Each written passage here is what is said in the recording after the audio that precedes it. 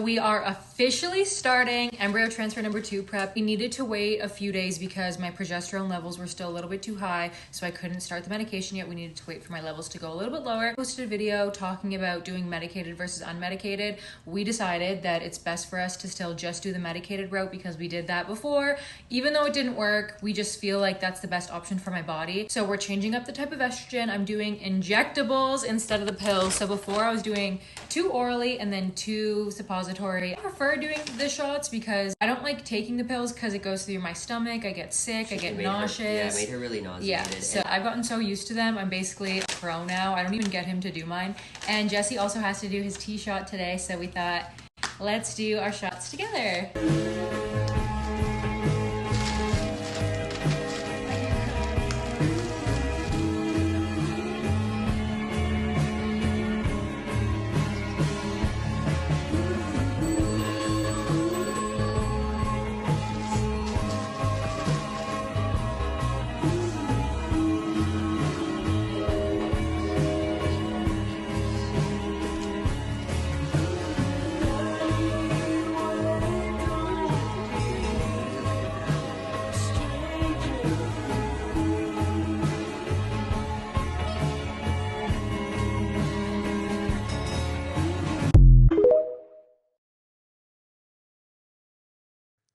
There is so much there.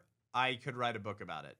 That horrifically disturbing, very sad TikTok video says so much about our culture, doesn't it?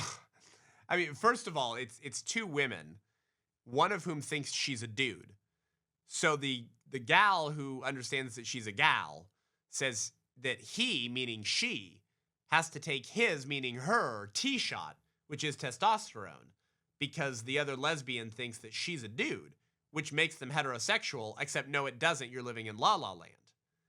And so she takes her estrogen shot to increase the fertility of her body during the embryo transfer so that they can get pregnant through IVF, while she, who thinks she's a he, is taking testosterone to try to make herself feel like a masculine body. Are you still following me now? And then it says their embryo transfer failed, so they're there crying and sad. And then it says over the screen, I had picked the embryo and was going to surprise my fiance with the sex.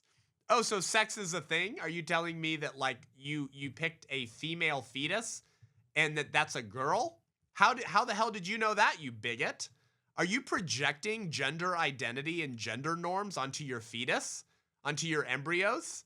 You disgusting TERF, you trans-exclusive radical feminist. I'm sorry. I just can't anymore. And then, tragically, we find out here that I think the woman who thinks that she's a dude has a kid who's 15 that they were going to surprise. So to top it all off, one of these gals already has a kid who now has to deal with the fact that her mom is dating another woman and they're in a trans heterosexual attempted relationship, but they're really just both lesbians. Boy, this is getting really complicated. Who's the dad of that 15-year-old? Who knows? And then who's the dad of the failed embryos that didn't implant in the lesbian here who acknowledges that she's a woman? Who knows? That's why in vitro fertilization is such a quote unquote gift to the LGBTQ humana people, because it allows them to get children they could otherwise not get. This stuff should be illegal. You don't have a right to children. Children have a right to their mother and father.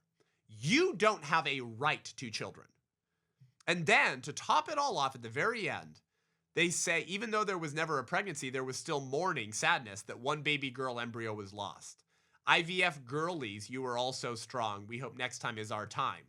Meaning that they're creating female fetuses. IVF girlies, she's literally talking to her frozen embryos saying, we hope our next time is our time that you'll implant.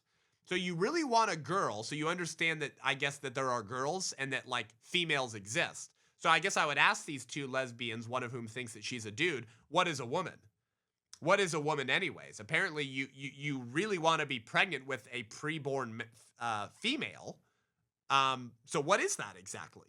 Can you give me a definition of that? But also they only want girls. So I guess they're sexist.